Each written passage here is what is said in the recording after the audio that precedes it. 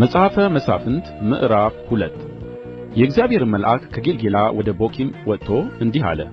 እኔ ከግብጽ አውጥቻችኋለሁ፣ ለአባቶቻችሁም ወደ ማልሁላቸው ምድር አግብቻችኋለሁ። እኔም ከእናንተ ጋር ያደረግሁትን ቃል ኪዳን ለዘላለም አላፈርስም። እናንተም መሠዊያችሁን አፍርሱ እንጂ በዚህች ምድር ከሚኖሩ ሰዎች ጋር ቃል ኪዳን አታድርጉ አልሁ። እናንተ ግን ቃሌን አልሰማችሁም። ይህንስ ለምን አደረጋችሁ? ስለዚህም ከፊታችሁ አላወጣቸውም፣ ነገር ግን ያስጨንቋችኋል፣ አማልክቶቻቸውም ወጥመድ ይሆኑባችኋል አልሁ። የእግዚአብሔር መልአክ ይህን ቃል ለእስራኤል ልጆች ሁሉ በተናገረ ጊዜ ሕዝቡ ድምፃቸውን አንሥተው አለቀሱ። የዚያንም ስፍራ ስም ቦኪም ብለው ጠሩት። በዚያም ለእግዚአብሔር ሠዉ። ኢያሱም ሕዝቡን ባሰናበተ ጊዜ የእስራኤል ልጆች ምድሪቱን ሊወርሱ ወደ እየርስታቸው ሄዱ። ኢያሱም በነበረበት ዘመን ሁሉ ለእስራኤልም ያደረገውን ታላቁን የእግዚአብሔርን ሥራ ሁሉ ባዩት ከኢያሱ በኋላ በነበሩት ሽማግሌዎች ዘመን ሁሉ ሕዝቡ እግዚአብሔርን አመለኩ። የእግዚአብሔርም ባሪያ የነዌ ልጅ ኢያሱ ዕድሜው 110 ዓመት ሲሆነው ሞተ። በተራራማው በኤፍሬም አገር በገዓስ ተራራ በሰሜን ባለችው በርስቱ ዳርቻ በተምናሔሬስ ቀበሩት። ትውልድ ሁሉ ደግሞ ወደ አባቶቻቸው ተከማቹ።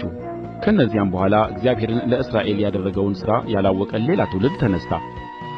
የእስራኤልም ልጆች በእግዚአብሔር ፊት ክፉ የሆነ ነገር አደረጉ፣ በኣሊምንም አመለኩ። ከግብጽ ምድርም ያወጣቸውን የአባታቸውን አምላክ እግዚአብሔርን ተዉ።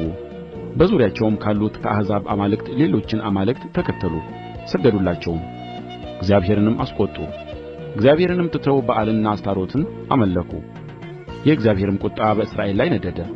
ወደ ማረኳቸውም ማራኪዎች እጅ አሳልፎ ሰጣቸው፣ በዙሪያቸውም ባሉት በጠላቶቻቸው እጅ አሳልፎ ሰጣቸው። ጠላቶቻቸውንም ከዚያ ወዲያ ሊቋቋሙ አልቻሉም። እግዚአብሔርም እንደ ተናገረ እግዚአብሔር በእነርሱ ላይ እንደ ማለ ወደ ወጡበት ሁሉ የእግዚአብሔር እጅ ትክፋባቸው ነበረች፣ እጅግም ተጨነቁ። እግዚአብሔርም መሳፍንትን አስነሣላቸው፣ ከሚማርኳቸውም እጅ አዳኑአቸው። ሌሎች አማልክትን ተከትለው አመነዘሩ፣ ሰገዱላቸውም እንጂ መሳፍንቶቻቸውን አልሰሙም። አባቶቻቸውም ይሄዱበት ከነበረ መንገድ ፈጥነው ፈቀቅ አሉ።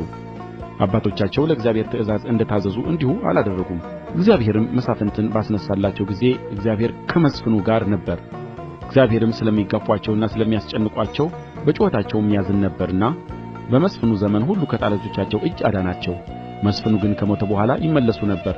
ሌሎችንም አማልክት በመከተላቸው እነርሱንም በማምለካቸው ለእነርሱ በመስገዳቸው አባቶቻቸው አድርገውት ከነበረው የከፋ ያደርጉ ነበር። የእልከኝነታቸውን መንገድ ሥራቸውን አልተዉም ነበር። የእግዚአብሔርም ቍጣ በእስራኤል ላይ ነደደ፣ እንዲህም አለ። ይህ ሕዝብ ለአባቶቻቸው ያዘዝሁትን ቃል ኪዳን ስለ ተላለፉ ድምፄንም ስላልሰሙ አባቶቻቸውም እንደ ጠበቁ ይሄዱበት ዘንድ የእግዚአብሔርን መንገድ ይጠብቁ ወይም አይጠብቁ እንደሆነ እስራኤልን እፈትንባቸው ዘንድ ኢያሱ በሞተ ጊዜ ከተዋቸው አሕዛብ አንዱን ሰው እንኳ ከእንግዲህ ወዲህ ከፊታቸው አላወጣም። እግዚአብሔርም እነዚህን አሕዛብ አስቀረ፣ ፈጥኖም አላወጣቸውም፣ በኢያሱም እጅ አሳልፎ አልሰጣቸውም።